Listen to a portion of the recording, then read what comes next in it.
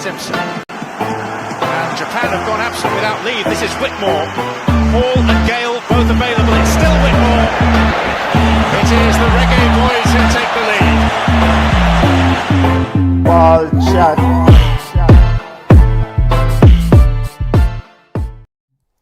Greetings, football lovers. Welcome to Ball Chat Podcast, the show where we review some of the week's major news in the world of football.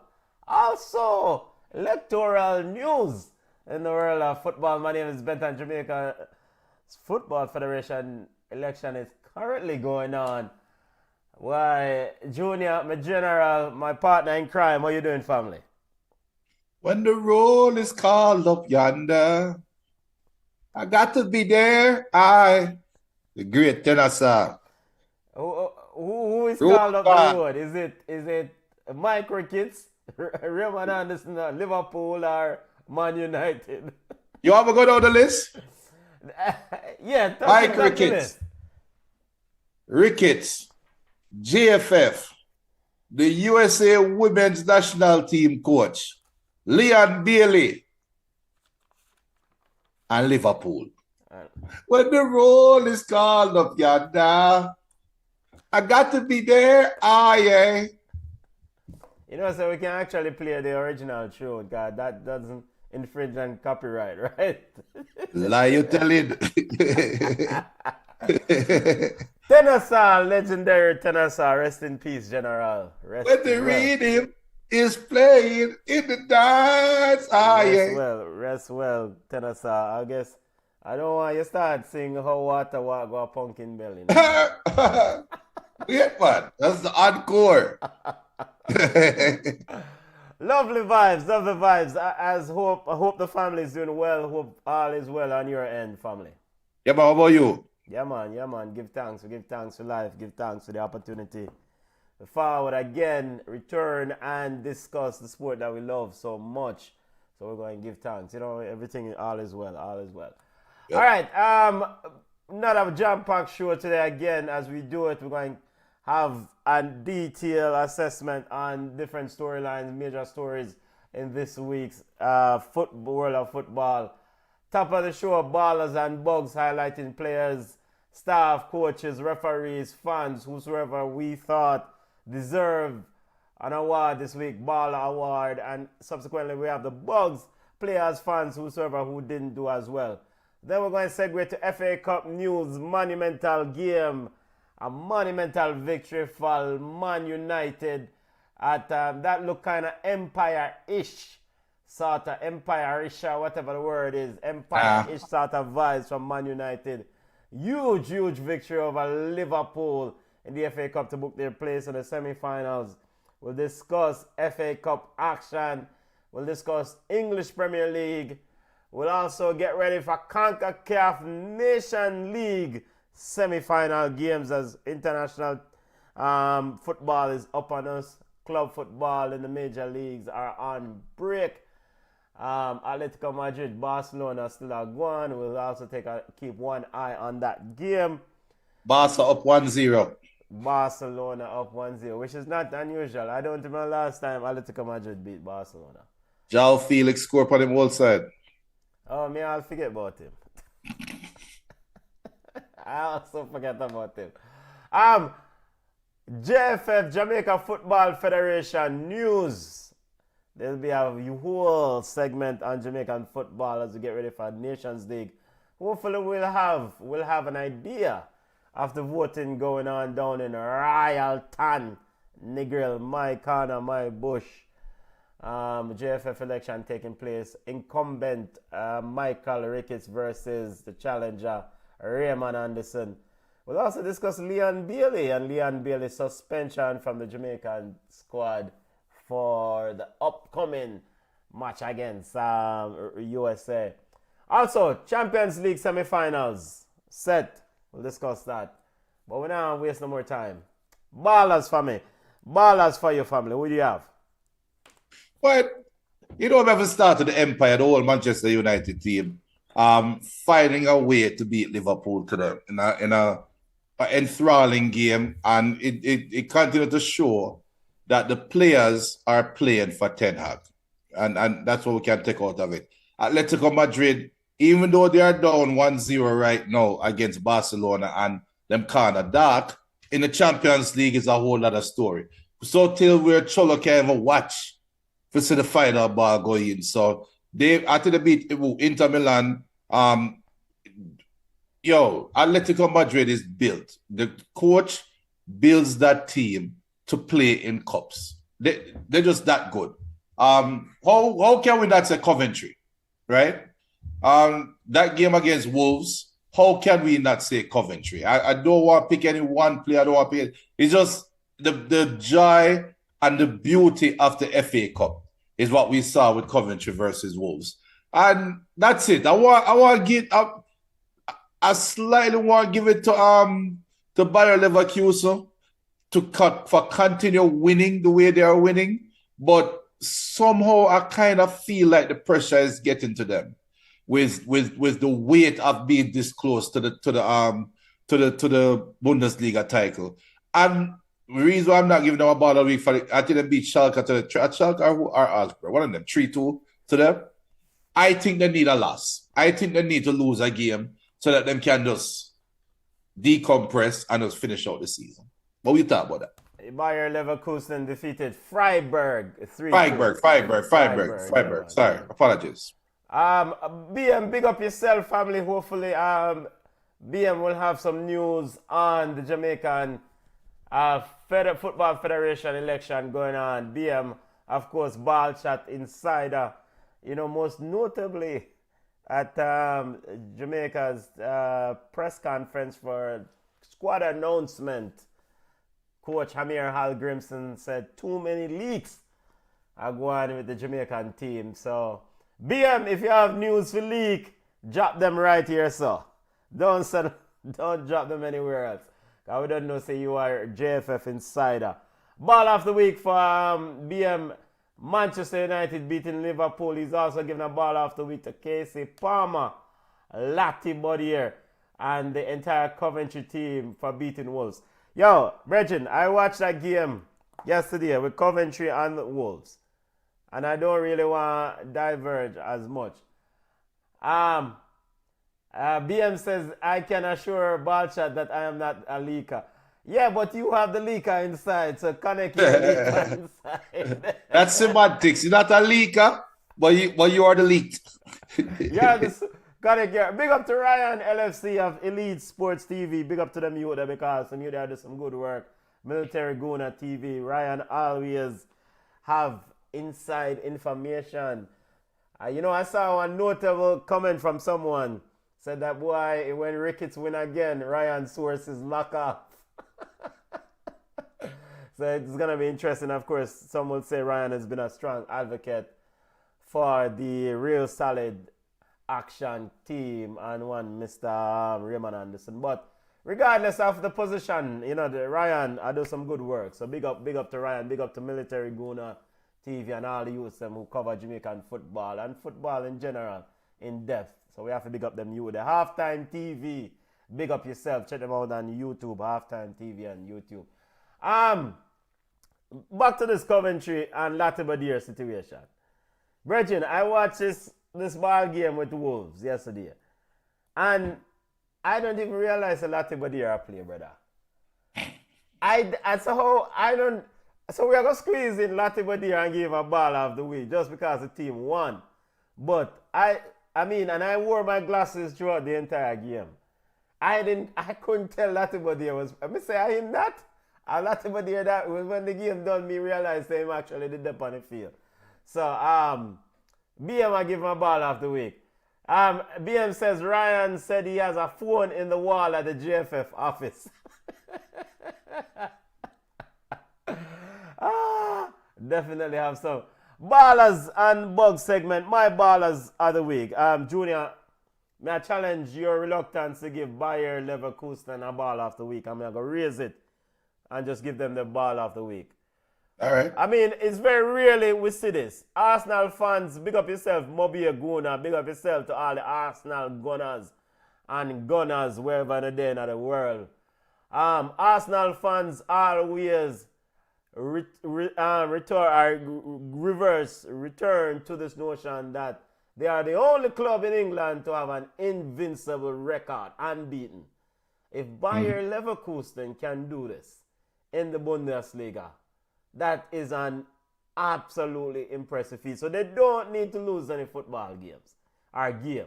They don't need to lose. They're doing this in a league which is heavily favored for Bayern Munich and dominated 11 consecutive years by Bayern Munich. Pressure is going to get up, but no worry yourself, Xabi Alonso, Alex Grimaldo, and the entire crew, Frimpong, the entire crew keep doing your work. Baller of the week, big victory over Freiburg. Yo, ballers, too. You see Bournemouth? 4-3. Luton going to get the bug later on, but regardless, at the end of the day, Luton led them 3-0. And somehow Bournemouth found a way to come back and won that game 4-3. So ball of the week to those players for Bournemouth. Big ball of the week to them. Big ball of the week. And we're going small. Let me see again. I have another baller, but I can't remember right now. I have another ball. Yo, give US women's. Jamali Waite. Yes, Jamali Waite. Save of the week in USSL, US Soccer League. Jamaica's number 2 goalkeeper. Probably should be number 1 someday soon. But Jamali Waite gets a ball of the week. He's been outstanding in the USSL. Big up yourself. He gets a ball of the week, youth. And those are my ballers. Bug of the week, Junior. Before you venture on one, big up, come on out the road.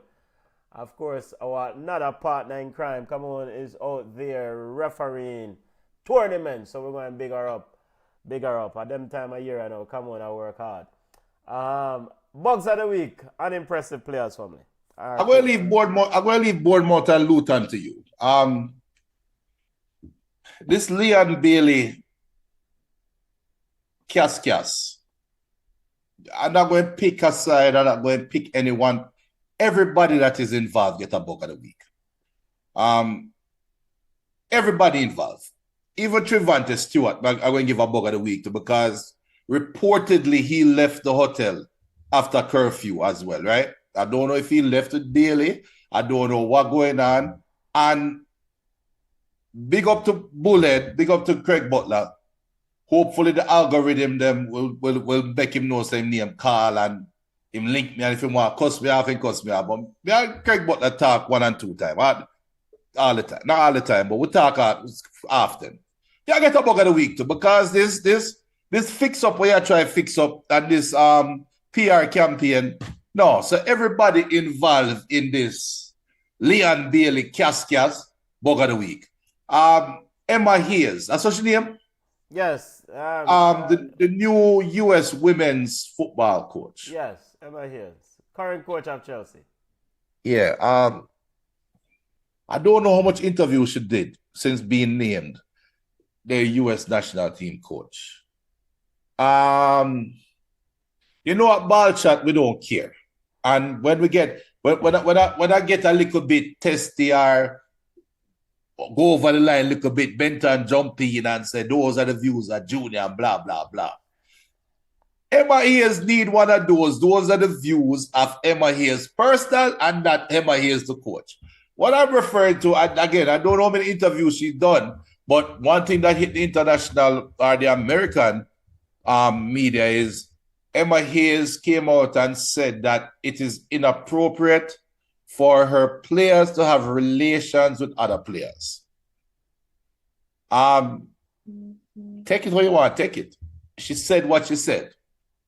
And on the surface, fine. But the ramifications, the echoes that sent through the chamber, that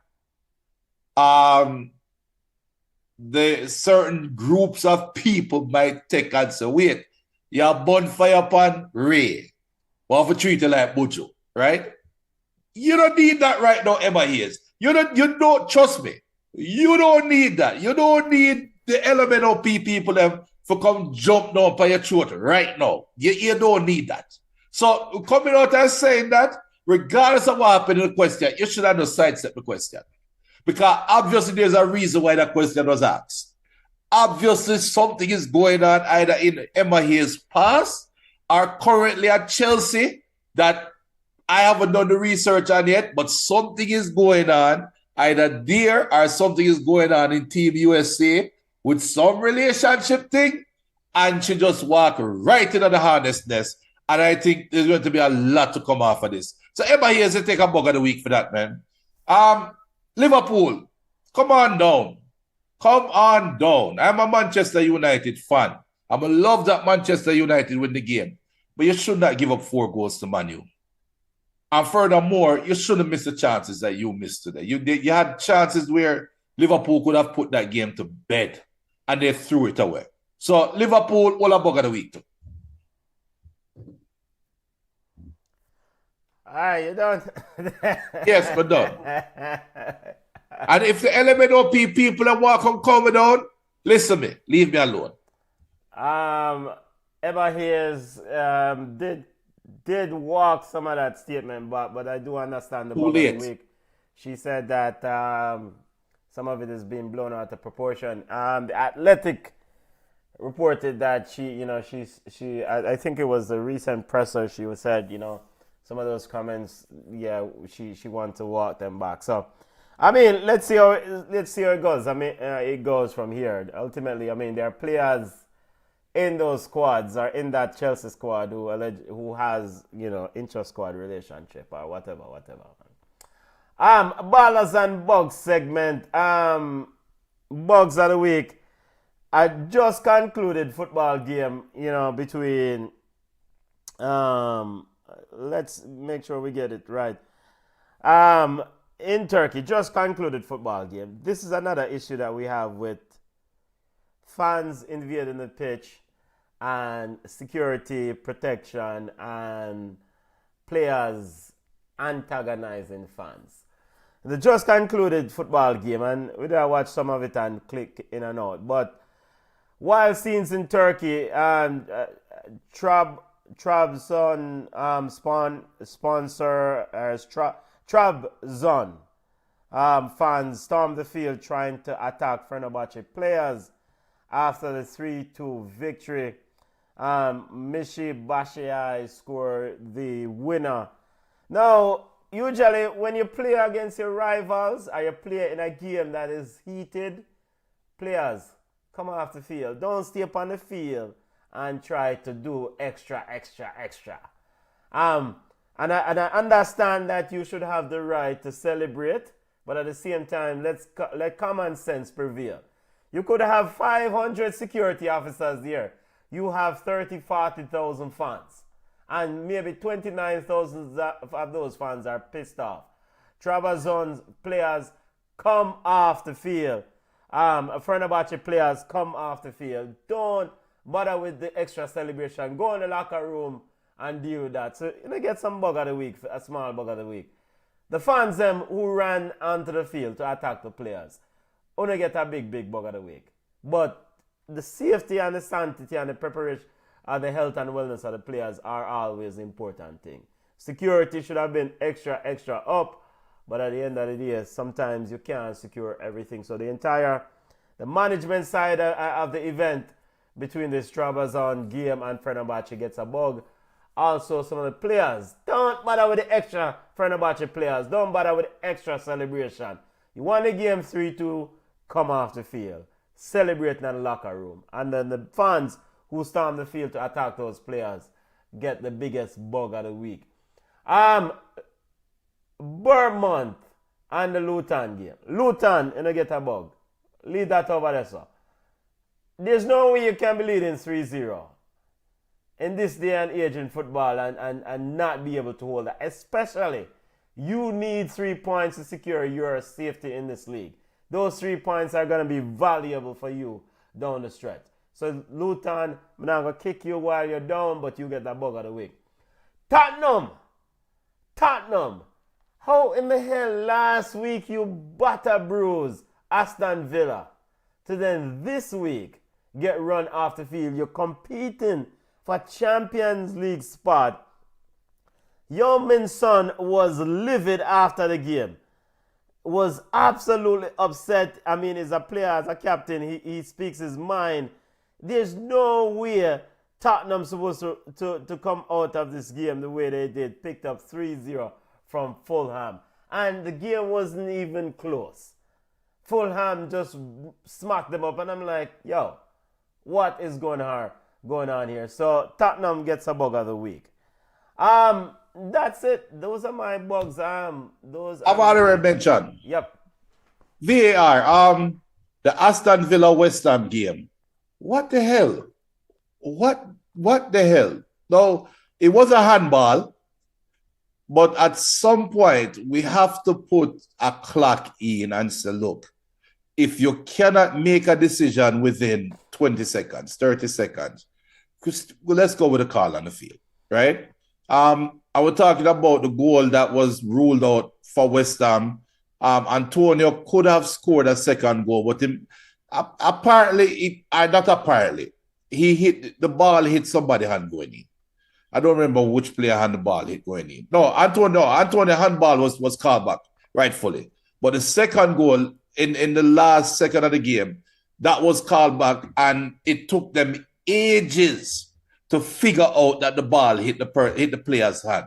And I don't think they had a definitive look because the goalpost was in the way, but the ball did change direction. And the only way the ball could change direction is by the player hand hitting the ball. So, but it took them ages to figure that out. We'll have to do something about it. VAR, to all bug of the week. BM says bug of the week or bugs of the week. Leon Bailey missing curfew. You mentioned that. As a result, he's suspended for Nations League. Trevante Stewart for breaking curfew also suspended, and he's out. BM also says that not sure I would give the coach a bug of the week. Lots of managers, as in coach, i.e. Emma Hayes. Lots of managers don't like the job relationships. It can affect the work environment. That's something you keep private though. Because again, and that's my argument for that, BM. Because again, on the surface, she's right. What she's saying is right. But the echoes that said, you might be offending a group because player-player relationship is oddly one type of player-player relationship can happen within a team, right? It can't be heterosexual. Player-manager, yes, that can be heterosexual. Are you asking questions? No, it's just... Are you asking... yes, these are... Yeah, and there are players in the Chelsea team. I think there are 2 players who have joined their partners or have partners within that squad. You know, and there are other teams that probably have the similar sort of issues, or I don't know if it's issues. It's a very delicate thing because I can see both sides of this. I can see the side where you don't want to foster those relationships because it could compromise the work environment, as BM said, you know, providing that if that relationship goes south, then you have potentially a cascas, lover's relationship in your locker room, which can then spill over into other things. So I can definitely, but these are supposed to be professional. Them are big people. You know, you're supposed to be able, it's just like them say at work, you know, you see them office, you're not supposed to promote certain things, but it does happen. And so at work, sometimes it does spill over and it affects the behavior and action of others. So you have to, I don't think you draft players or not select players or sign players because they have a relationship with somebody else in your squad. But that's how you open yourself up to that argument. So if player, and I think she was talking mostly about WSL, I think. But if the event occurred where player A and player B has a relationship, or player A and coach B has a relationship, and player A doesn't get put in the side, player A now can say, is it because I have a relationship with player B or because I have a relationship with coach B why I'm not in the team? You open yourself to that kind of insinuation. Well, the coach part of it, Junior, is unequivocally is not. It should not happen. In fact, there's a coach in the women's game. I think it's Bristol City or whomever. I don't. We'll check which team. He was suspended, or the person was suspended, for having a relationship with a player. So it's whether your boss are any persons in a position of authority. You shouldn't have relationship with any sort of members of your squad, because then that can compromise your ability to be impartial. Because next thing you know, you are select people based on what going around a corner. It's not based on I was going to use the word performance, but it's not based on football performance. Don't get me wrong, you're right, and I agree with you. But you know, there's so many words because then I was about to say why it's not based on the person's job, but then I was like, that the word they can't use either. And football family, big up to all those who are just joining us. Ultimately, we're just delving down a little bit, drilling down a little bit on this Emma Hayes situation with relationships. Emma Hayes made current coach of Chelsea ladies and U.S. women's national team head coach in waiting. She will start later on this year. She made a comment about inter-squad relationships. She doesn't like it. She's not necessarily approving of these relationships. Of course, within Chelsea's ladies team, there's been some of those relationships. So we're delving a little bit about that. She did walk those comments back a few days later. So too late. Is that a good look when the manager, and I think it's Bristol City Club, suspended their manager for a yard man and probably said, well, the man I walk off the squad. Listen, there's a reason. This is the last year I will say about BM talk about some companies even have rules against it. There's a reason why company managers don't touch those topics. You know who touch those topics? The lawyer. HR. No, HR. You have the HR department. That's what they do. You are here to coach the team. You don't even talk about their personal life. Make the admins deal with that.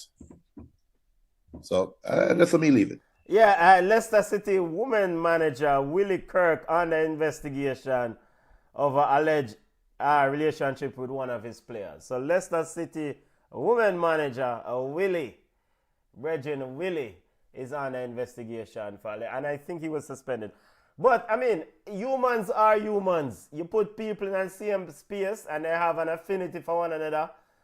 You're hard to kind of stipulate, say, boy, you can't. You see me I deal with? Yeah. So humans are humans. But as you rightfully say, when it comes to the companies, come to the leaders, just like with Willie Kirk now, a Leicester City ladies team, you cannot have that relationship, because if baller Y play some serious football and baller B is allegedly having a certain relationship with Willie, baller B will probably get all a game, whereas baller Y is... That you leave it open to interpretation. You can't have that. You're going to have a serious lawsuit under your skin. Yeah.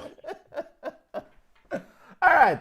Now to FA Cup roundup, because we are dealing the thing, because hopefully we will hear, and BM says, how ironic his name is Willie. Slick Willie. Hey, yo, pause. Dalton Stewart says, heel ball chat ballers, Pan United, Bugs, Nunes, and Gapco. The Butcher Bantan, Rude Boy, don't be silly. Tune forward of head with the Willie Kirk thing. All right. But Nunes is your baller, right? Nunes. Hey, 14. Hey, yo, I don't want no Liverpool fans. But reel out the stats. Reel out the stats, Benton. I don't want any Liverpool fans this Nunes. 14 goals, 11 assists so far this Yes. year. I mean, Great. he's missed his fair share of chances, but those returns, those numbers are good. Plus, he makes some very good runs. I envision that Darwin Nunes will be very good for Liverpool next year. Next year. Very good. Manchester United, do you have a 14-goal scorer in the team this year? No, but we still beat Liverpool in the FA Cup quarterfinals. You sure did. You sure did. I scored 4 goals. Yes, yes. All right, now to FA Cup action. Let's get out of the way. Manchester United defeated Liverpool in a wonderful football game. I mean, if it's tiki-taka is your brand of football, this wasn't a game for you. But overall, two teams that 22 players or 20 whatever how many players they used, who left it all on the grass. Junior, Manchester United surprised a lot of us. I don't think Manchester United, they didn't surprise me because Liverpool didn't present the challenge that Manchester United struggled against. Liverpool actually presented the challenge that Manchester United strive against. Manchester United would love to play a horse race game and they will ride their luck, which is what happened. Again, any other day, Liverpool probably score 5 goals in regular time. Any other day, Liverpool bag up Man U. But they had some moments of hard luck. You had some moments of indecision that caused Liverpool not to capitalize on chances that they were getting. While Man U, because the game is so open, were able to create chances on the counter. If Liverpool had just committed to playing defense, they win the game easily. But they played their brand of football, and on the day, I think Man U was lucky. Personally, that's my personal belief. I'm not trying to be humble. I'm not trying to play radio or TV. I really think Manchester United was lucky in the game. They are put it this way. They gave themselves a chance to be successful and luck fell in their way. That's how I see the game. I don't think there's no X's and O's. I don't think we have to break down anything. I don't think it's just you create a chance, me create a chance, and let's see who convert. Goals, the major moments are there are so many moments in this football game. Just a goal recap: 1-0 in the 10th minute from Scott McTominay, equalizer by McAllister in the 44th. Liverpool took the lead 2-1 in the 45 plus 2, 47th minute. Many people thought Liverpool was going to run away with it at halftime. It was 2-2. In the 87th minute, goal from Anthony. Boy, that's his second or first goal this year for Manchester United. Redemption goal. Then Harvey Elliott in the 105th minute made it 3-2. Marcus Rashford made it 3-3 in the 112th minute. Actually, Marcus Rashford could have won it at the death, yes. At the death in like the 100 and something minute, but he missed his opportunity. Or was it and then Ahmad Diallo won it in the 121st minute. And get a red card. And then got the second yellow card for the red card. You know what?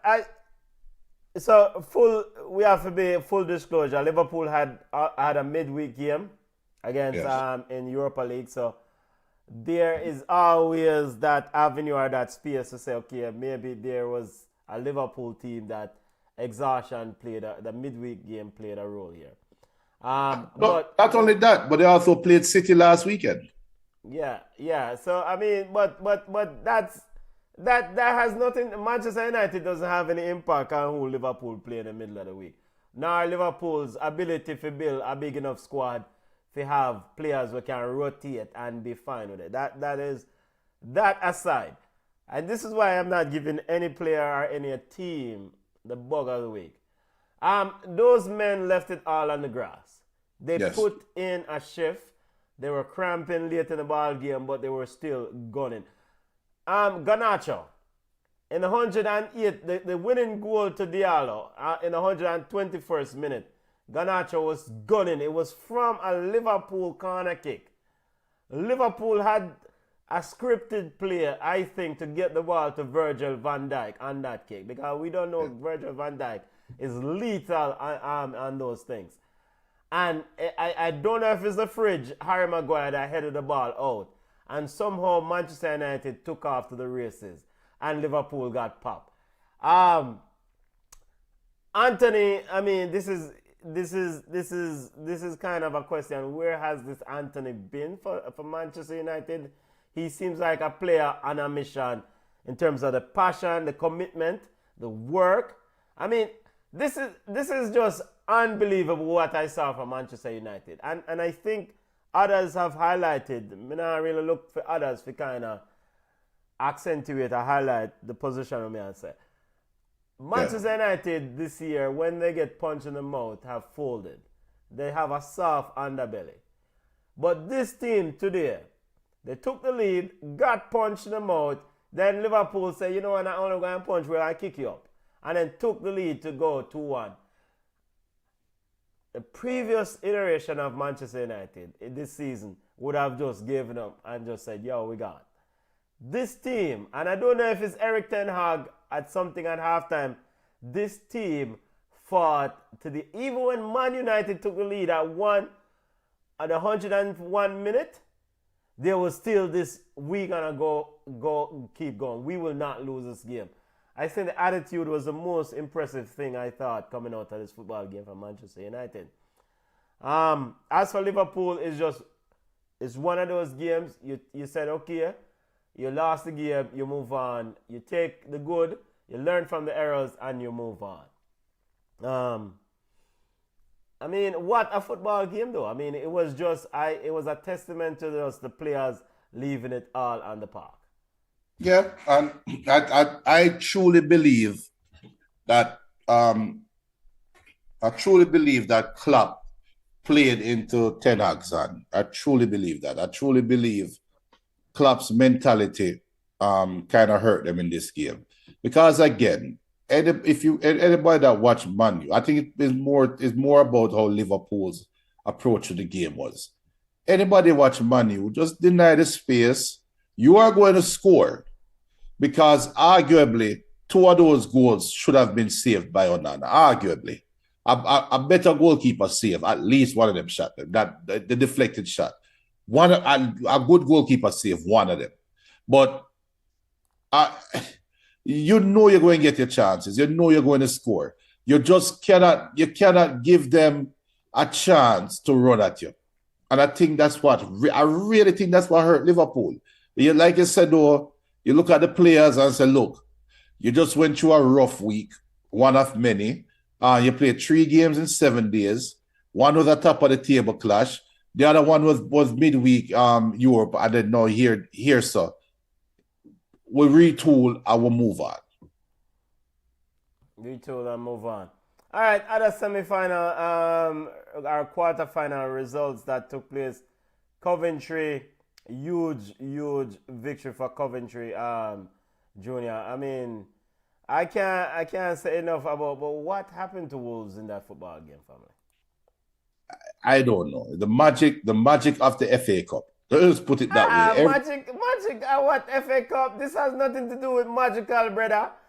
I mean, of course it does. And the game every was year played at Wolves. This is This is a Premier League team. Yo, continue. Sorry. No, go ahead, because by the way, Barca leading 3-0. Yeah. So much for that. For that, yeah, so Atletico Madrid ball of the week, eh? but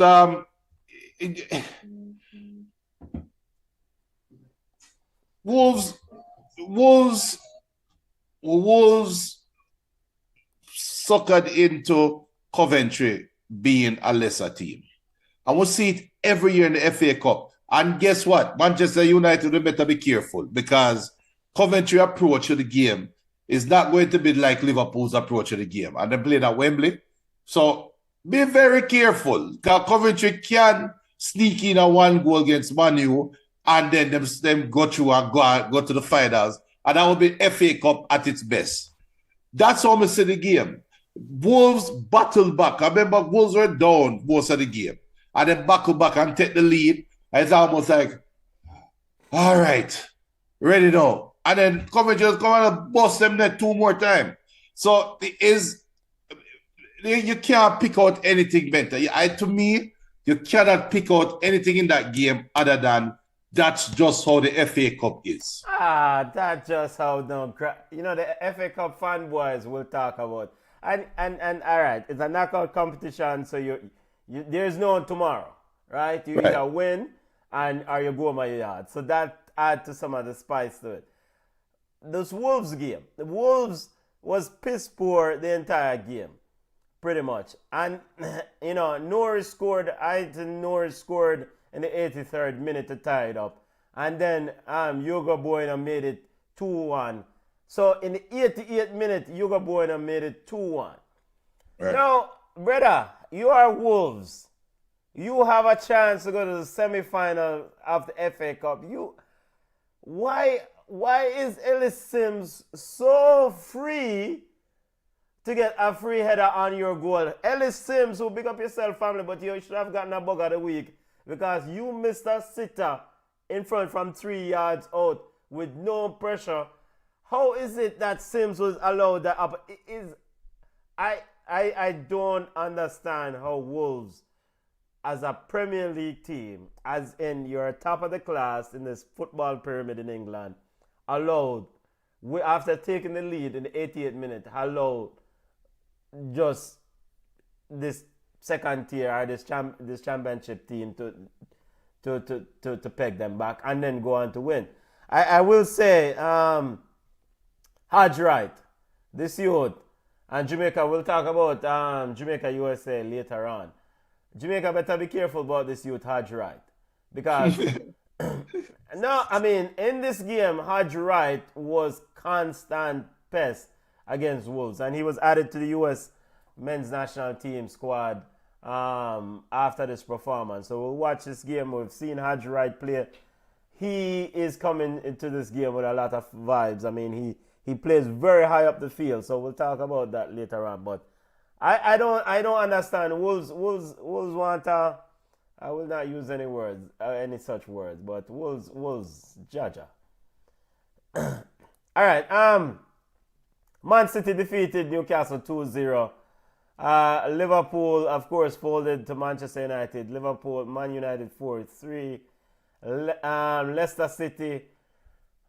Chelsea defeated Leicester City 4-2. 4-2. Yeah, and wasn't that one of the most unassuming 4-2 victories they ever seen? I mean, Leicester went down to 10 men, and that created more space for Chelsea. But Raheem Sterling would have gotten the bug of the week if they lose, Yeah, you that Daisy cut a penalty. Yeah, and the full penalty. But you did a good pass to Cole Palmer, and Cole Palmer finished it. Yes. But and after the game, Pochettino talked about the boos that they were getting, and Pochettino said that the fans, he is the coach, and the fans need to learn to trust him. You can't say that though when you beat a 10-man team 4-2. Yeah, I mean, Pochettino attack a whole heap of things. I mean, did you see this own goal by Desasido, Junior? Yes. I mean, he would get a bug of the week too, because you just assume the goalkeeper was there, right? But the problem is, like, is that the wayward pass? The problem is you chip the ball. It's not a wayward pass. It's a perfect placement run a goal to score a ball, brother. There are many strikers who cannot hit the target from there. True. But it is when you pass the ball back to the keeper, roll the ball for the ground. If he roll the ball on the ground, the keeper would have seen it coming and would have recovered. But when he kick the ball in the air and loop it like, oh God, my keeper have no chance. Even if he wanted to. The keeper probably wonder like, yo, what the hell am I looking at? Junior, but the ball not even was close to the keeper. It was curved. I know. The ball was curved around. If you look at it, it had a bend. Yeah. So you have to wonder like, what the hell did you see? And Pochettino said something to the effect, and he's been saying this all along, and he's spoken about inexperience and youth and etc. And sometimes I kind of said, brother, these men have played football in other spaces. And so they're not kids. They're but they're young. And so maybe this is part of the whole youth thing that he spoke of, because you gotta say to yourself that that's sassy. Brother, what you do? No, you cannot blame youthful ignorance on that. You are a defender and you stop the ball from going into that goal. That means you shouldn't kick the ball into that goal. Well, It's the science. Pochettino said that the fans just need to have patience with Raheem. He's been an outstanding player for 10 years or something to that effect. Yeah, I'm just paraphrasing. Yeah, but Sterling, you can't take him on them penalty, brother, and do foolishness with it. We just have to keep it honest, because what kind of penalty was that, brother? Just pass the ball game. Yeah, cannot. All right, semi-finals are set in the FA Cup. Man City versus Chelsea, April 20th. Coventry versus Manchester United, April 20th, family. Your thoughts on those semi-finals? The odds-on favorite is we're looking at a Manchester derby in the finals. Odds-on. Anything you want to say about the Man City victory over Newcastle? Newcastle? No, because Man City does show that they're better than Newcastle. And Newcastle shows the problems they've been having all year. I mean, it's more than just a tool of beating. They were no match for Man City. And remember now, Liverpool, even though Man City was playing at home, Liverpool, we are drawing the arguments that Liverpool had a long week, then play against Man City, then come back and play it Thursday, and then fall back and play today. And we can chalk it up for that, right? Man City had the same schedule as well. Played Liverpool, played midweek, and now coming here. And Newcastle actually looked like the team that played 3 games in 7 days. Actually, Man City didn't play midweek. Remember, they played. Oh, sorry. Copenhagen match the week of March 6th. So they didn't play midweek. Man City's last game, according to this, was against the Liverpool game. Yeah, my bad. So they never, but it just showed the difference in quality showed in the game. To be honest. No, as for Newcastle family, there's something that is just off. I don't know if it's the water. I don't know what it is, but there's something that is just off. I don't know if it's the absence of Nick Pope. Big up Eddie Pope, U.S. men's national great, DC United former big defender. I don't know what it is, Junior. There is something that is totally out of whack at Newcastle. Bruno Guimaraes was once a general. He looks like a straight bug. He looks like a Sunday League baller now. I mean, Anthony Gordon, Dan Burn, Shear, I don't know what does Eddie Howe do to kind of get back or get this team right? I don't think Eddie Howe can do anything because Eddie Howe is probably the problem. The reason why I say Eddie Howe is probably the problem is... Yeah, but this is part of his solution. Yeah, the part of the solution is he has to change. And the reason why the data has proven Eddie Howe brought Bournemouth, I think, did they make it to Europe? I think they made it to Europe. And then the following year, They completely hit remember now Bournemouth playing in Europe. Football fans have got to tell me that. Bournemouth, Europe, the Cherries. I think Bournemouth under Eddie Howe. I know they had a great year. They had great years, but No, Europe. not great years. Not great years. They had one great year that was the pinnacle, the peak of Eddie Howe. And then right after that, they fell through the basement. I think Newcastle is having the same problem right now. So I'm sorry, Eddie Howe, but if you have two teams that have that problem, maybe it's you. It's not the same players. If you have different players, granted, Newcastle can point to some injuries, right? But at the end of the day, you had a great year last year. You followed it up with a stinker. You had a great year at Bournemouth 1 year. You had good years leading up. You had one great year, and then you followed it up with a stinker and you lost your job. And Eddie Howe might be on his way to being out at Newcastle too. I don't think Newcastle is going to be as patient with him as people think. Yeah, you had a great year last year. You stink it up this year. We're going to find a better coach.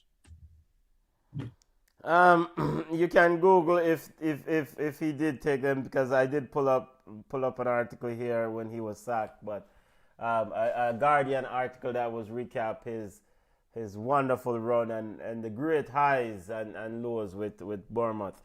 I just think for Eddie Howe and Newcastle, just get back to basics. Get back to basics. You know, I was always told that when things not going well, especially in the landscape of football and playing football games, now is more than ever where you need to do the basics right. The tackling need to be fundamentally correct. The man marking need to be fundamentally correct. Don't worry about the results. Don't worry about the bad scores. Get back to basics. Do the basics right. Rely on each other. Trust each other. Keep the passing going. Do them right. And that is, and I big up to old coach Herbie, who always said, through those doing the basics right, you will play through the bad patches. And God knows Creole Express did go through some bad patches. So, I just looked it up. Bournemouth's best finish was 9th. Yes. So I think that was their big. I think. Yes. Because I recall I was about to say 1 year they went all the way to 10th, thereabout. So, but this was a team that was on the brink of extinction or relegation, and he brought them through the ranks all the way up to 9th or 10th in the Premier League. So, right. I mean, the Europe thing is a bit too far. Yeah, too far. Hey, you're a big coach, you know. Tell him have a successful first year. Yeah. I mean, so maybe players like Bruno Guimaraes need some time to sit, and the depth has to be able to be useful. Miggy Almiron, I think Miggy Almiron, a race is probably run at Newcastle. It just, sorry, my brethren, maybe it's time for you to come on your yard. But it's going to be an interesting off season for Newcastle. Anything you want to say about Man City? Another game for them, Junior. Another football game. Just another game for them. It almost become customary now. It's just what you expect. That's how I say. In a tight title race, do you want to have so many games? Well, do you have a choice? Because you get eliminated. Yeah, so nobody chooses to get eliminated. So hey, we don't know what Liverpool was thinking today.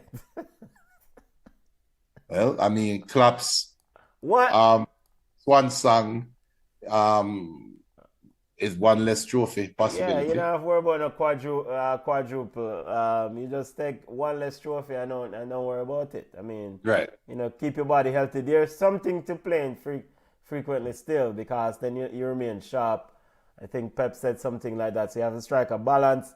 But ultimately, exhaustion will take its toll, especially when you start playing those very highly valued games now. The game against Arsenal, and every game from here on in the Premier League is a big game. Yep. So, every game is a FA Cup quarterfinals. Every game is the FA Cup quarterfinal. All right, let's pivot and this because of other major news in the world of football. Quickly on this week's EPL results. Not a lot of games this weekend. West Ham 1-1, Aston Villa, Burnley 2-1 over Brentford on Saturday. Luton 1-1 with Forest after Luton wet the bed against Bournemouth in midweek. Fulham massive victory 3-0 over Spurs. Wednesday 4-3 for Bournemouth over Luton, and Chelsea with a big victory over Newcastle 3-2. Newcastle consecutive defeats in that FA Cup game against Man City. Junior, what stood out for you in this weekend? This week's EPL results. Well, Mikel Antonio finally get a goal. That's good. Yeah, we can clap hands for that. You highlighted Luton needing the 3 points and throwing it away against Wolves. How about it? Yeah, and BM says Haj isn't in the US team. He was added, BM. He was added after an injury. So Haj Wright and I think Luca Del Torre was added because of an injury to, I think, Brandon Aronson and a few others. We'll get to that in a few minutes. But he was added today. Haj Wright was added today. The EPL table family.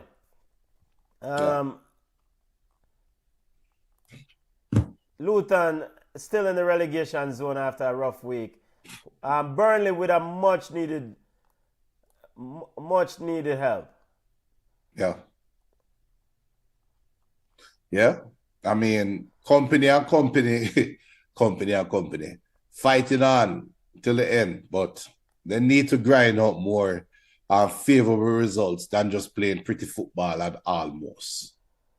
What's going on with Brentford? 2-1 against Burnley. What's going on there?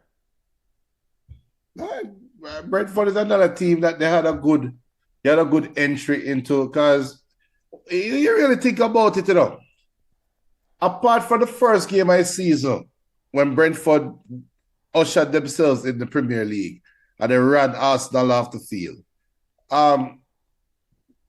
things kind of started trending downhill from that time onward, and now it started to set in. Maybe this is just who Brentford is. Plus, them trying to get rid of Ivan Toney, right? So, yeah, that's what happened to them. Junior, breaking news. Hey, Mr. Anderson. No, Michael Ricketts retained the JFF presidency, defeating Raymond Anderson 39-17.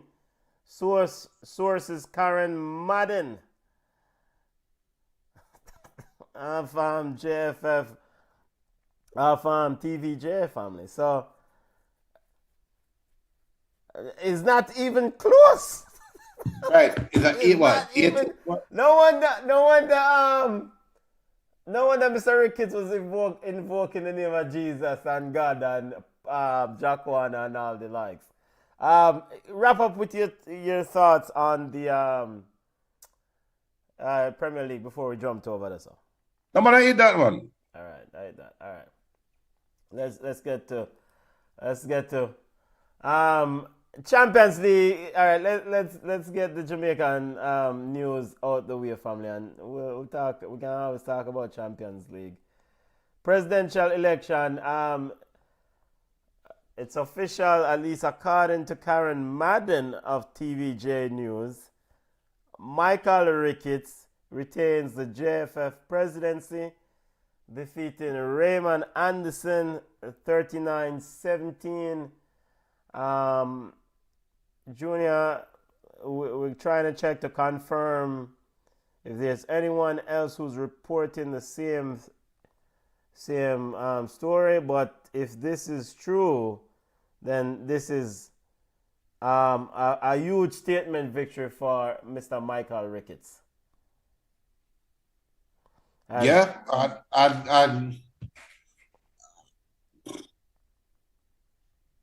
as Junior checking his sources. Yeah, but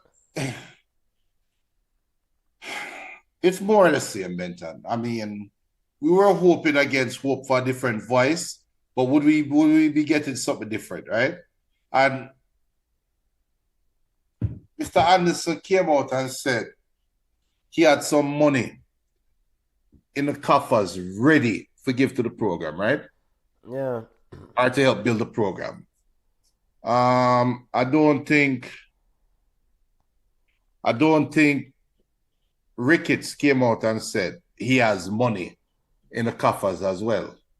So that means the people who voted even against the money that was allegedly available. But then they were the same people who turn around and say them not being supported well, right? How you explain that? We're checking to make sure that this is accurate. Karen Madden of TVJ is reporting victory for you know, in the latest interview with incumbent Mike Ricketts, he said that the finances, the financial side of the Jamaica Football Federation was trending in the right direction. He said that things were coming along well. I think there was some numbers, something to the effect that there was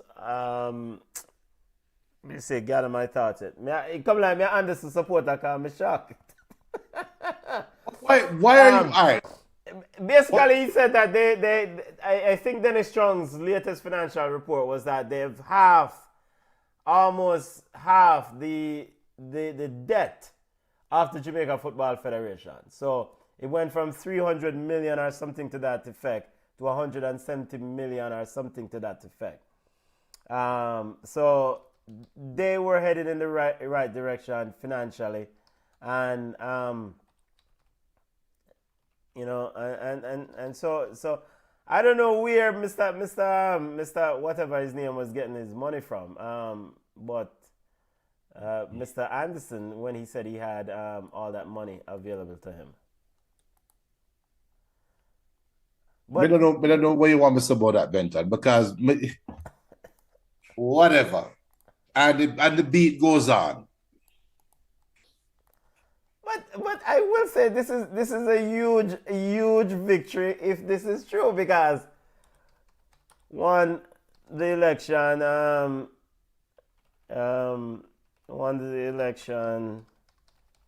39-17 22 votes. per 22. yeah, per Karen Madden.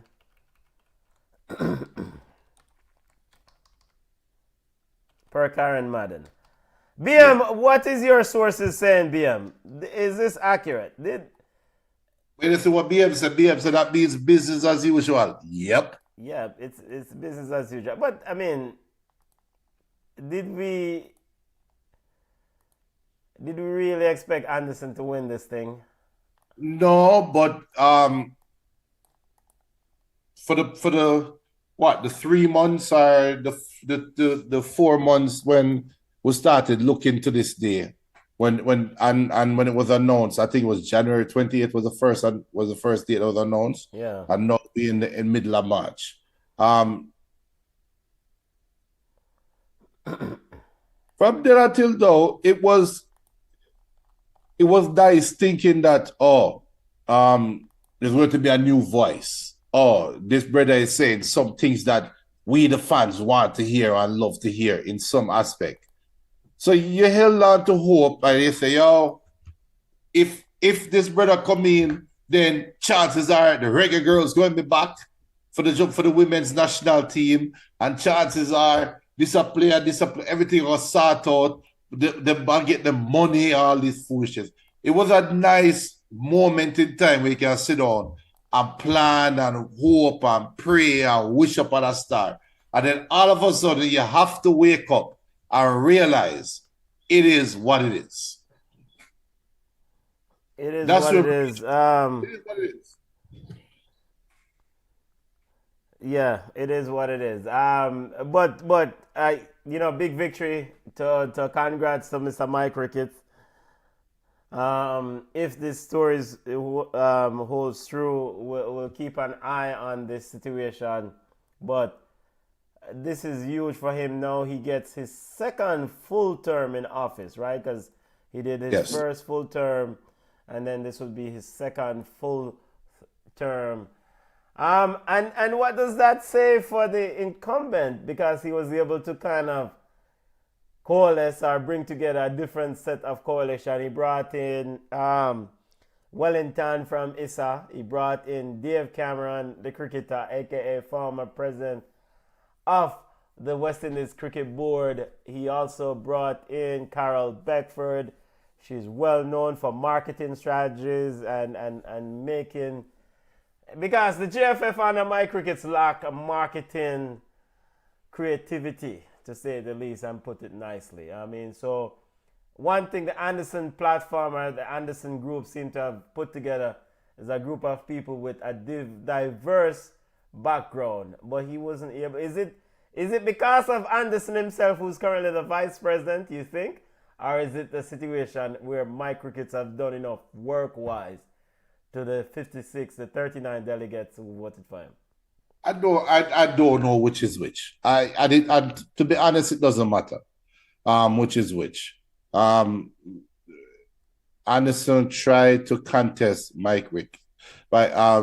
Ricketts to kick him out of the office and get the seat, right? But how do we get there? You have the relationships that Ricketts build with the parish FA and whoever can vote. Do you, Mr. Anderson, have the same record or the same rapport with those voters? Or are you hoping that you are finding a new thing will make people look by you and say, come on, we'll give this guy a chance, right? I think he banked on that. And him lose. Now, Benton, yes. if Mr. Anderson is in his final speech and say, boy, we toughed it out. I want to thank my staff, my PR people, blase, blase, blase. We want Jamaican football to be at the ultimate, to be at the top. Even though I didn't win the presidency, those things where you just highlighted that he brings to the table. Bring it back to the table and say, Mr. Ricketts, here is what I bring to the table. Send me a check every month for $500. I will cover it off in a year. But say you're not doing it for free. But give them the information. If you really love Jamaican football and you really want to see Jamaican football develop, what difference it make if you coaching or not? Yeah, I mean, ultimately, at the end of the day, it shouldn't matter. You hope if you truly really like the sport and care about the sport, ultimately, but you don't know how it go already. I mean, and in fairness, people want their moment, they want their power, right? So they want their moment in the spotlight. Abian says, as for sources, I am hearing the Reggae Boys team will implode like the Reggae Girls. It appears the JFF don't plan to pay the players. Players are owed from the 2022 World Cup campaign. In fact, we'll get into that here in a few minutes. But regardless of payment, we'll get into payment in a second, and we'll delve into the squad and the Nations League game coming up. You know what? Come on, probably half I feel. Let's message Come on right now, see if she's. I'm sending a message to Come on right now.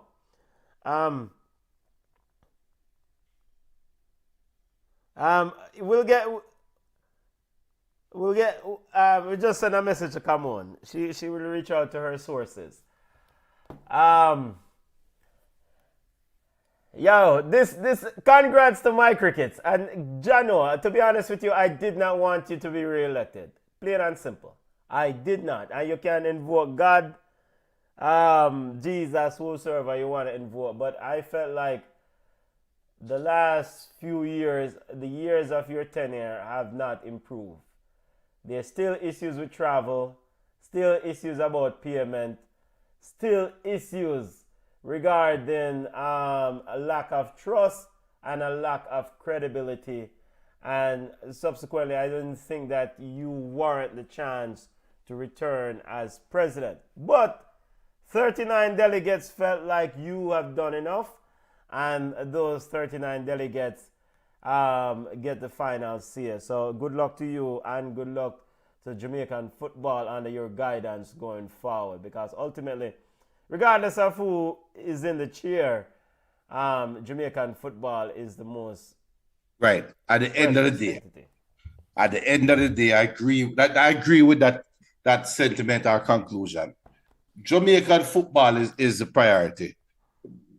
You might be an alpha personality and feel like your way is the best way, but if you don't get picked, offer your help to the incumbent, just so that we can move the project forward. But me and you don't feel them not do that. Yeah, no, yeah. And by the way, I forgot to give, speaking of Jamaican football, I forgot to give Ball of the Week to Lauren Donaldson. Big up himself, family. He won his NWSL opening game for the Chicago Stars. Big up yourself. I am giving him a Ball of the Week. Big up yourself, because we don't know the work that you've done with the Jamaican football, women's football program and the work. All right. Now to the Reggae Boys squad. As we wait to hear from Cameron if she's off the field. We revisit that information regarding Michael Ricketts returning as president of the JFF later on, per Karen Madden. All right, CONCACAF Nations League semi-final is on us coming up this Thursday, family. Reggae Boys, Jamaica versus Team USA, and Panama versus Mexico. Reggae Boys squad, Junior, Andre Blake, Shaquan Davis, and Jamali Waite round out the goalkeepers. Defenders, Richard King, Damian Lowe, Bernard Hector, Lamagisa and Gray, and Greg Lehigh. Defenders, midfielders, Johnson, Latibadir, Bobby DeCova, Reed, Anderson, Casey Palmer, and Ronaldo Cephas. Forwards, Corey Burke, Bailey Kadamari, Damari Gray, Shamar Nicholson, Antonio, Jamal Lowe, and Kaim Dixon. Of course, Damari Gray and Shamar Nicholson are both suspended for the game against USA. Hold on, and Leon Bailey is suspended as well. I don't see Leon Bailey on this squad, so he's he's suspended from the camp. So all right, get to it. Notable absentee, Leon Bailey, is missing from this team. Hamir Hallgrimson at the pre-match press conference and the squad release detailed the reason why Leon Bailey and Trevante Stewart are both missing. Junior, you listened to the press conference, and like the rest of us, and your thoughts on Leon Bailey's and Trevante Stewart absence. Do you think they're running from playing America in MLS semifinals without two of them best players? Just asking. Well, who is running? Leon Bailey. Why would he be running? I mean, and according to my understanding, the infraction of the break in the curfew occurred Ask him. During the first leg Canada game in Jamaica, right? When they all were supposed to stay at the team hotel. And there was, according to Hamir Hallgrimson, the dentist, there's a 10 p.m. curfew. No man is supposed to leave the hotel at 10 p.m. Trevante Stewart and Leon Bailey decided to do otherwise. So that happened in Jamaica for the first leg of the Canada game. Of course, Jamaica subsequently played Canada. The rest is history. They've also had camps against Trinidad. Junior, the suspension is for the camp, according to the coach. That happened how many months ago? So why is it just not being unless I am missing something? Why are they just now bringing that up? I apologize if I'm missing anything. Why? And so that's a valid question. Why is it just coming up as to my understanding, his explanation, if I understand what he said, and you listen to the same press conference. He said the suspension is from camp. So this is the next camp that Leon Bailey was available for, to my understanding. And so this is the next camp they would have called Leon Bailey for. So since they were suspending him from camp, then this is why he was suspended. He wasn't called or wasn't available for the camp for the Trinidad friendlies, so that was not an option. Over to you, Junior. Benton, it stinks. You lose the Margaret. Yeah, well, it stinks. It stinks. It's this whole story stinks. Because it happened so far back, right? And then you fast forward to now, you're going to say, oh, you have to go find something else up on the day because we're overbooked, we're booking over. So better.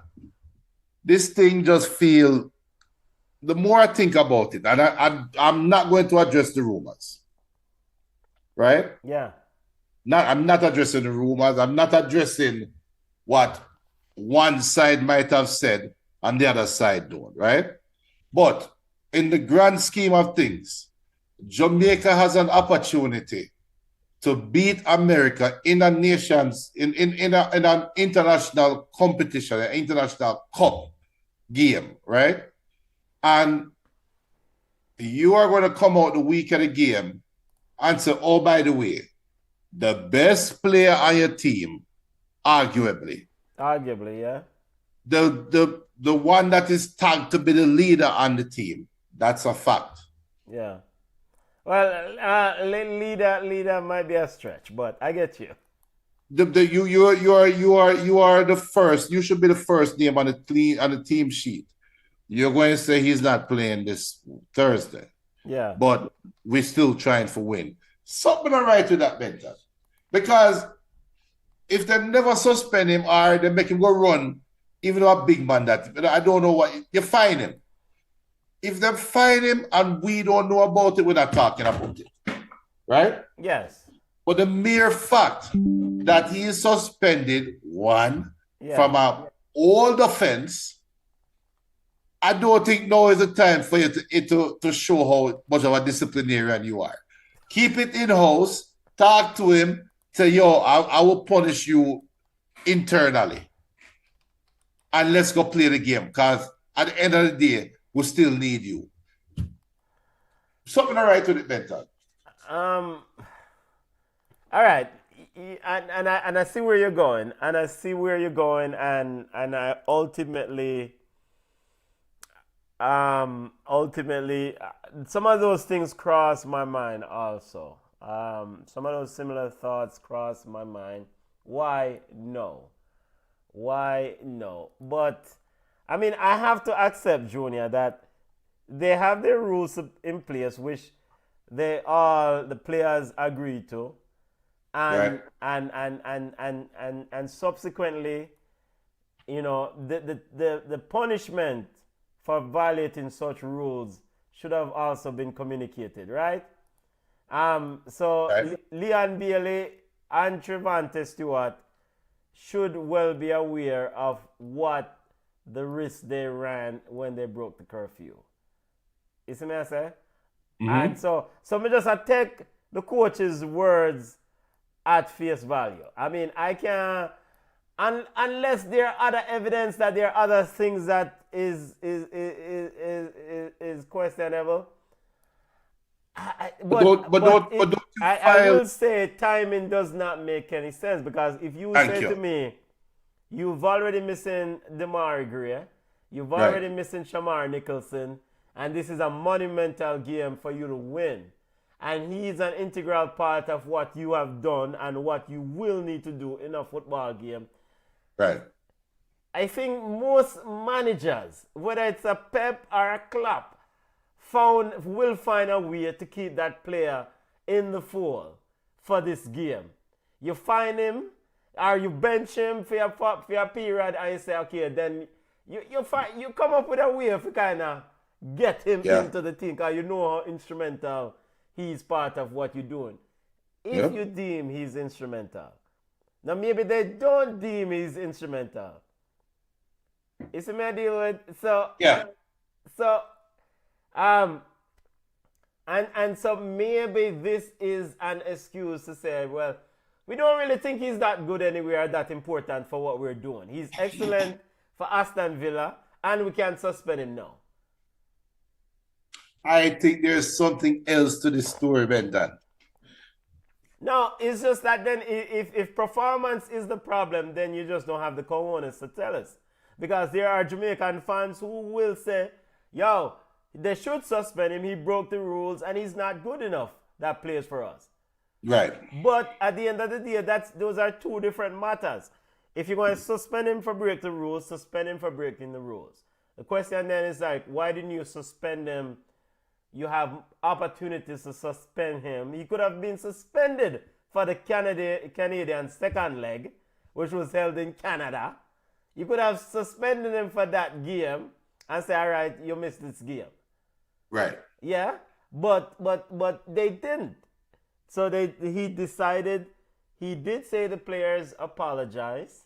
They admit their fault, and so now he said it's down to camps. So, I cannot make head and tail of it.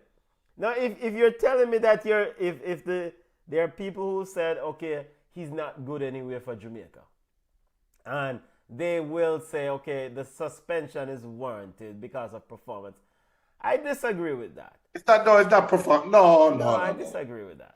Yeah, I disagree with that too, because if that performance cause the man, well, we don't know what kind of performance caused the man to leave the hotel, but he left the hotel after 10 o'clock. So what are Winston? Leon Bailey is generally poor for Jamaica, is what BM says. I don't think the team will miss him. No Damari Gray, Shamar Nicholson, Pennycook, or Amari Bell. Amari Bell is actually underwent a surgery. He'll be out for 11 weeks thereabout.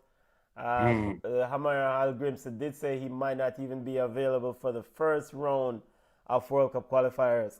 All the best to Amari Bell. We saw that game with Luton when he was injured. BM says, what you guys think about Bailey Kadmari snubbing Jamaica for England U19? Of course, this is another story that occurred. Bailey Kadamari is on this list. Bailey Kadamari was also selected for England's U19. He's joining up with that unit. On Halftime TV, big up to, I'm slipping the host of Halftime TV. Big up yourself, family. My apologies. On YouTube, check out Halftime TV interview with Rudolph Speed.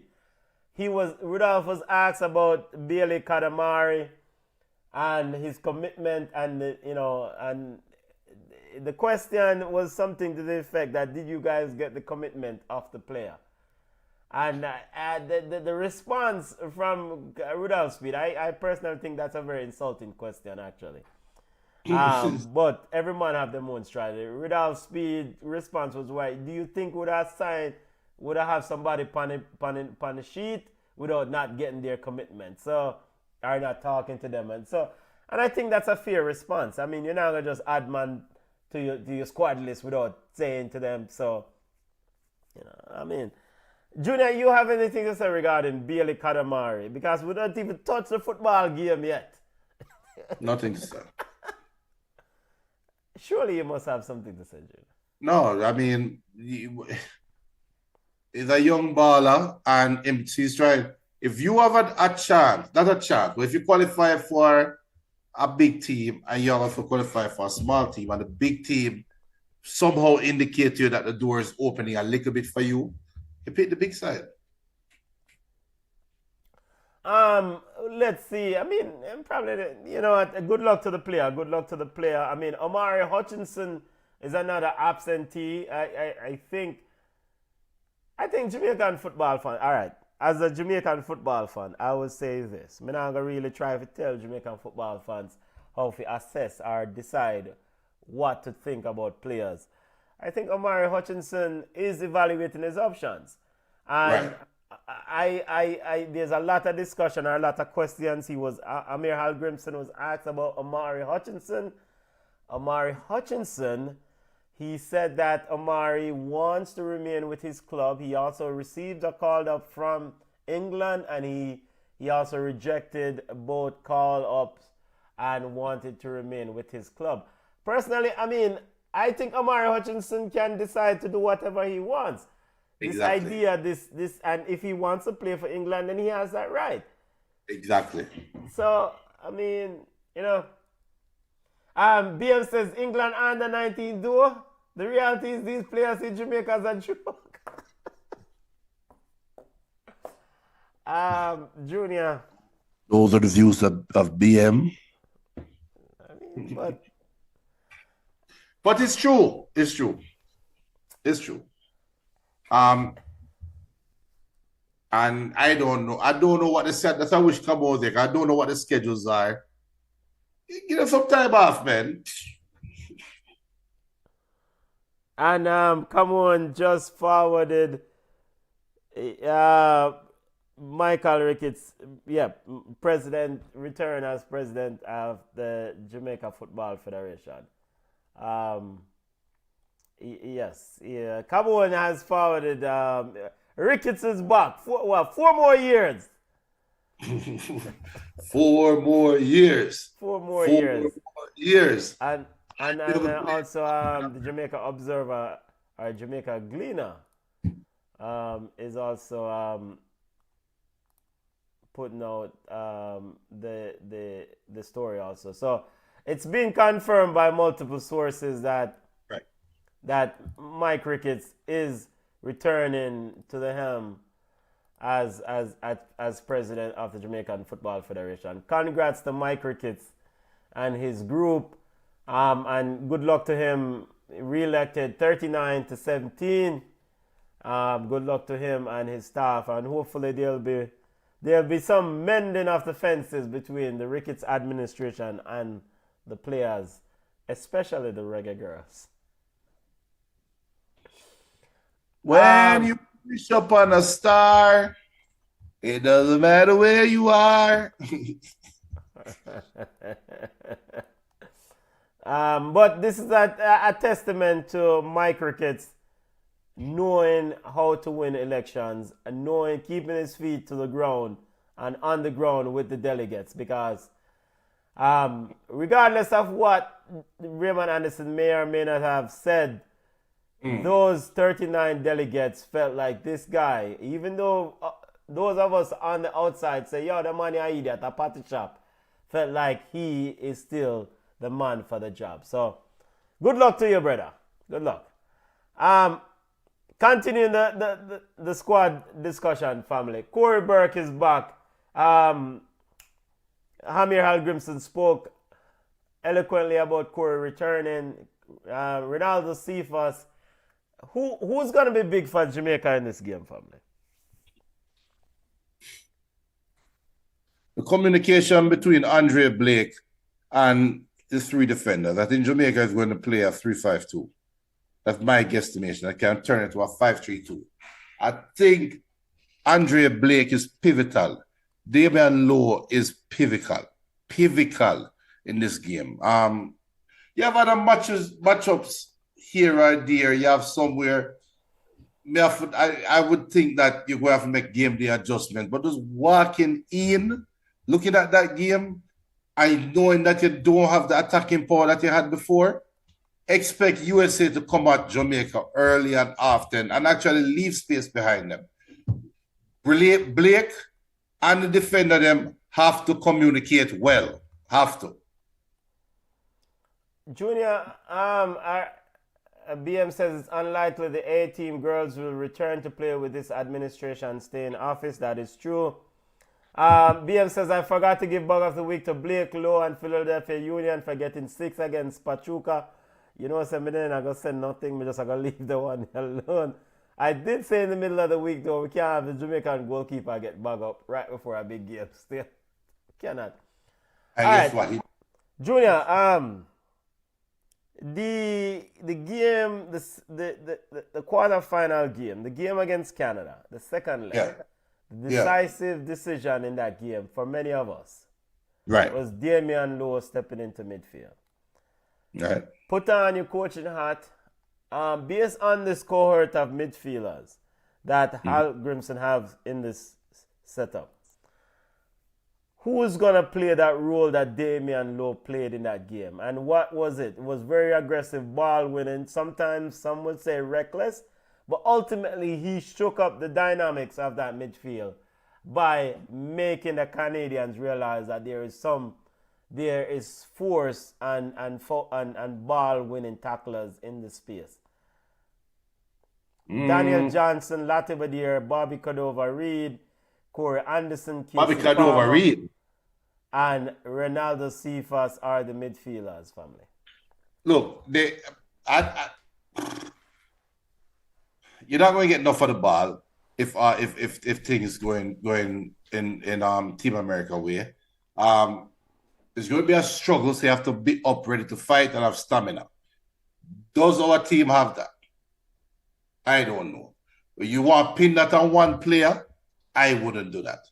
I think collectively as a unit, though, the midfield, whoever they might be, whether it's a pairing or two, whether it's three put together, they have to sit down and perform well as a unit. You can't have any leaks, you can't have any lapses. It's just that simple. Do you put Damian Lowe back in midfield? Let's just get that out of the way. No.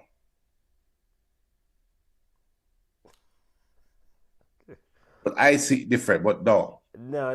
I mean, I understand. Do you go with Michael Hector in midfield? One more option. Michael Slee, what him? Let me see what. So if you have to pick two defenders out of this. All right, because ultimately, all right, and I think Tapper sometimes, if I'm not mistaken, used to push Richard King up there to try to win ball. Because one thing that is evident is that Daniel Johnson and Latibeaudiere cannot do that job. Latibeaudiere more than Daniel Johnson. Daniel Johnson will do it, I believe, but he needs a workhorse beside him that will provide him the space. And Latibeaudiere, based on the evidence that we've seen against these upper echelon CONCACAF teams, him can't do that job. I don't even know if I start Latibeaudiere in this ball game. In fact, I wouldn't start him. But Jamaica, we're always talking about a right back problem, right?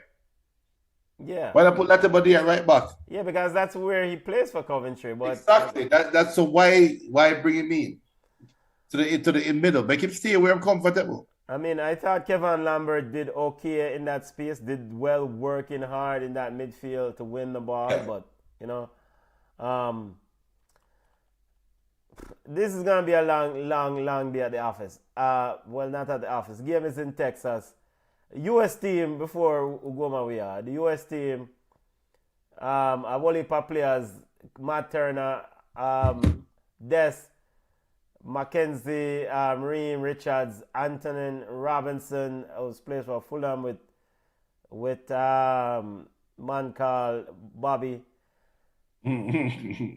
Yunus Musa, Gioriana, Ricardo Pepe, Christian Pulisic, and also want to point out that Hajj Wright was added, and Brandon Aronson were added. Luca Del Torre and somebody else got replaced because of injuries. Right. But Go ahead, Junior. But is it McKinney and Tyler Adams? Let me say this because no delay here. McKinney is back. Tyler Adams is also back. Tyler Adams just returned from Bournemouth from injury, yeah. So they're going to have possibly their first choice midfield this week. Yes. Possibly. Yes. So we're not going to play through the midfield.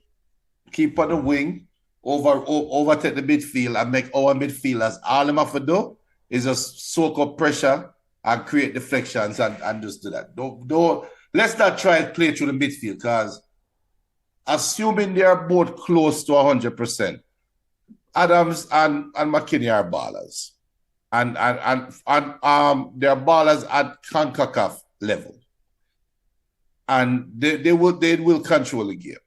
So you have to just bypass them, in my opinion. How do you do that, Junior?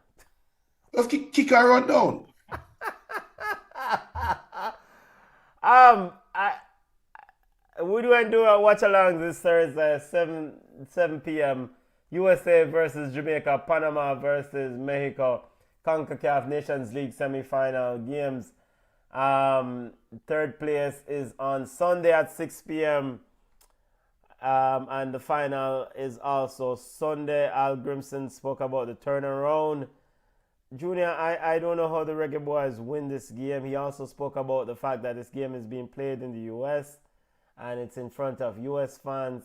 The final is this Sunday at 9:15 Eastern Time. I don't know how the Reggae Boys win this game. I don't see a path forward for the Reggae Boys in this game. Well, America can be wasteful. Yeah. America can be wasteful, and it got the penalties and whatever. Yeah, I mean, yeah, you still have to play the game. We're going to watch the game, Right. but in front of U.S. fans in a semi-final game, I don't feel very optimistic about this one. Keep the hands them pace behind them back and touching each other so that them can't collect a handball in the box. Okay. I mean, but to echo what you said still, the USA are odds-on favorite. Even if Jamaica was fully fit, I would still say that USA is the hands-on favorite. So now that you're missing your key player since he came on, and another player that would have started, now you just get even worse, right? But we've seen this story before. We've seen this done before, and players come back earlier than they expected, and players forward back ready for work, right? Hopefully that's the case here. I don't know about that. Ronaldo Cephas, I do expect him to start here. Big game, big opportunity for Ronaldo, right? Why would Cephas start? Why wouldn't he, Junior? You have Corey Burke. I mean, you need somebody who can actually be some sort of semblance of a winger. You have Corey Burke, who has been deployed as a winger. All right, so your approach is that, Jamal Lowe is there. I expect Jamal Lowe to start on one side. Mikel Antonio Bobby down Reed. the middle. So your approach with a Corey Burke is that you're more defensive setup. No, not my approach. That's what I think is going to happen. I think they're going to try to play on the counter attack. And Cephas has been playing good football in Turkey now. Yeah, but based on the record that we have with the dentist, you don't see him handing playing time to a player that is not necessarily known within the city. I don't think he has ever did he did come on in the stoppage time for one game, right? Something about it. I don't remember. The minutes have been limited. Right. I mean, he So has why three would goals you and trust one him? assist in the that's probably Turkish more league? goals than Mikel Antonio. True, but why would he trust him now? I never trusted him before. Why would I trust him now? But he has no other choice, as in Hamir Hal Grimson. Damari Gray is out. Bailey is suspended. You surely have to start the next man up. I mean, he spoke about, at the press conference, he spoke about giving players opportunity, and this is an opportunity for somebody to step in and step up. Corey Burke is coming back from an injury. In fact, I don't know how Corey Burke just walked back into the squad, but it's fine. He has a role to play. Corey Burke is coming back from an injury. You have Ronaldo Cephas, who's playing minutes, valuable minutes in Turkey. Call Turkish League whatever you want, but he is a player that you can utilize now. Right. And it's not a player that the Americans necessarily have a lot of tape on. I mean, most of the other players that are in the squad, the Americans would have seen them in some shape or form. Right, So they right, will right, have some sort of familiarity with them. right. And so they But will know what a Mikel Antonio tendency is. They know what a Corey Burke tendency is. But boy. but aren't you worried about Cephas integration in a team that he hasn't played with? I mean, at this stage of the juncture, at this stage after BM says Turkish league is quality. Yes, it's a quality league. Good football player in the Turkish league. So I don't want to act like me I misrepresent or belittle the Turkish league. It's a good league.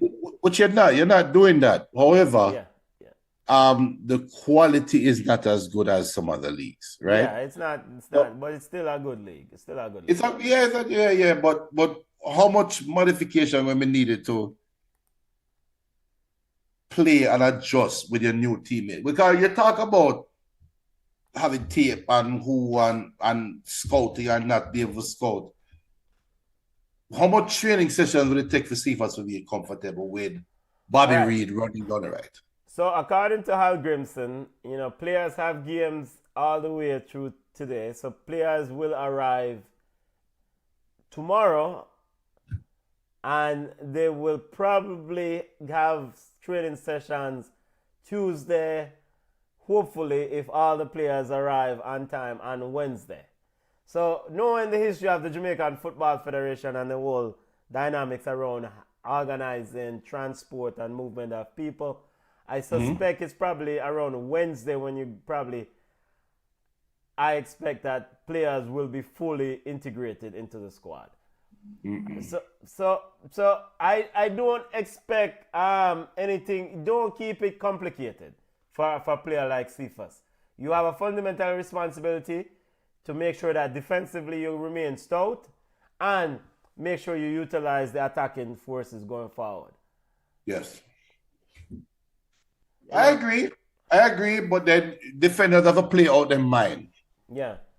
Have to play out their mind. Because one thing we do know is that, and this is maybe an era they can exploit, and the Reggae Boys should be able to exploit some of this. One thing we do know is that the U.S. wingbacks, the U.S. left back and right back, Anthony Robinson and Serginho Dest, they are very high playing players. They push very high up the field. So there will be opportunities to exploit behind them. Right. So then you would have to force a Tim Ream, or if it's a Miles Robinson's have definitely lost some of the speed. So he doesn't have the good recovery speed as he used to have. So those players will have to do a lot of moving to covering for Robinson or Dest who goes up the field. So there's opportunity there, but you have to be very, deliberate in the way you defend. Very effective when you defend. When the roll is called up yonder. BM says, knowing JFF, some players will show up on Thursday. Boy, it doesn't look good, but we are gonna lace up the boots and go play a ball game anyway. Because ultimately, this is what it comes down to. CONCACAF Nations League game, a big semi-final berth for the Reggae Boys. Mike Ricketts, returning president of the JFF, spoke about the importance of this tournament for the financial coffers of the JFF, the money that they will make. They said they guarantee at least 600,000 US. I think that's the lowest for the fourth place team. They can get a max of a few millions. I think it's 2 or 3 millions for the winning team. So that money is an essential part for the JFF coffers. And of course, he said that later on, Gold Cup money is coming in also. So, Junior, do we wait to predict this game or wait to see what go on first? Wait till Thursday because the team sheets can still be amended now, right? Well, the squad has been submitted. You have the provincial squad that was submitted, and now you have this squad. I mean, you would have to pull off the provincial list to the CONCACAF, unless you're going to say Leon Bailey, you're not suspended anymore. I did expect Andy Cole youth to get a call still. Why? Because it's Andy Cole's son. That's what I'm sitting there. I look at him. I think to myself, and I'm asking myself, why? Yes, because Andy Cole's son, and apparently he's been scoring a lot of goals, scoring goals. You remember the youth of what name Hutchinson? Yeah, Amari Hutchinson. Have we seen him since? Yeah, Amari Hutchinson is clearly is not interested in playing. But is he good enough? I think Amari Hutchinson is good, can be utilized for the Jamaican team. Yes, he has pace. He has pace. He has pace. All right. Yeah. You have players who are ballers, who Jamaica now get under normal circumstances. Right. And I think Amari Hutchinson is not that player. But it's somebody who you can utilize quite well if you design a system and play well with them. Because his PS is useful. Yeah, but that's like what BM said. Cole plays in League One, fine, but still though is.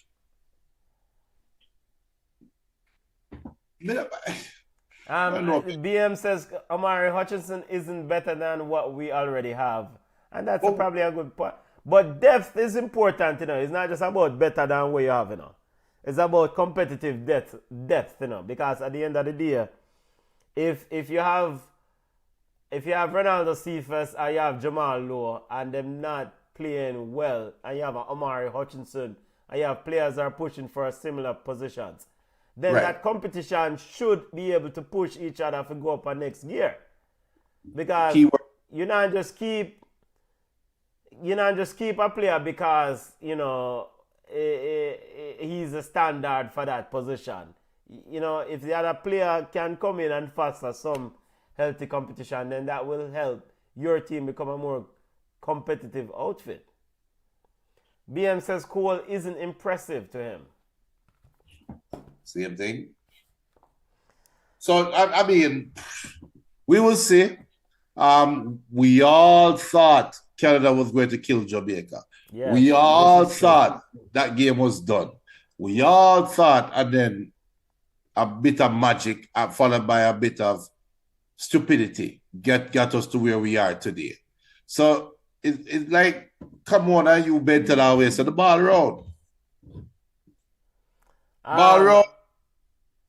And go on. Make it go on. But big up to Kaheem Dixon. Kaheem Dixon, Clarendon College player, family of Clarendon College, Arnett Yard now, young player, scored in a friendly against Trinidad and Tobago. Good luck to this youth as he is integrated into this group. Want to get more of these younger players, especially those who are in Jamaica, incorporating this team. Shaquille Davis, big up yourself, another one. And Richard King, good to see Richard King back in this business, in the squad, because was a player who showed a lot of potential in this entire team. CONCACAF Nations League semifinals this Thursday, family. This Thursday, USA versus Jamaica, 7 p.m. We'll do a watch along, probably kicking off about 6:45 thereabout. Panama versus Mexico at 10:15 p.m. It depends on how we feel. We might leave a stream on for the Panama-Mexico game. But if somehow Jamaica is able to cause an upset, you don't know how peer vibes are going. Peer vibes. And of course, breaking news, we want to remind listeners, Michael Ricketts has returned as president, re-elected to be another 4 years president of Jamaica Football Federation. Congrats to him and his crew, his entire slates of members of his team. Congrats to Mike Ricketts and good luck to him and his guidance of Jamaican football and the Jamaican Football Federation for another 4 years. Raymond Anderson and your group, go on a yard, brother. So you go. Go on a yard. You really believe those words they just said? Go on a yard, brother. All right, sir. Well, Mr. Anderson lose him vice presidency right now. Him step out. Hell yeah. Yeah. Can't come back and say. He can't, him lose him. That's show him work, man. Him lose him work. I'm going to find other things to do right now. After you lost by almost 50%. Yeah, man. This is a butter bruising, brother. 56 votes. Brethren, this is a butter bruising. I mean, and wait, 39 plus 39 plus 17, how much that? Is that 56? 22, 39%, yeah, 56, yeah. Okay. Boy, the man couldn't even get 20. He couldn't even get 20 votes. Remember the beach soccer? Raymond Anderson, the man I work hard, all sort of injunction, and the brother couldn't even get 20 votes. So we delay election for months from January 17 all the way till now. For something that's already known. You don't think they need to do a recount or something. Yeah, nope. We need a recount, brother. Nope. And well, maybe this is an improvement. Maybe if the election was held in January, maybe you wouldn't get none. Oh, you know, so yeah. All right, football family. Big up to all listeners. Big up, thank you. We see a lot of you watching on X and on YouTube. Just a reminder, Michael Ricketts retained as president of Jamaica Football Federation. Reggae Boys game coming up on Thursday against USA CONCACAF Nations League semi-final. Mexico versus Panama also on Thursday at 10:15 p.m. Reggae Boys game is at 7 p.m. We'll have a watch along at 6:45 thereabouts. And yo, Jaja, look more family, bless up yourself. Me still try meds out this election result here, boy. It's a whole heap. It's a whole heap. It is what it is, sir. All right, brother. Beat soccer. Another injunction loaded. Ghana Road family.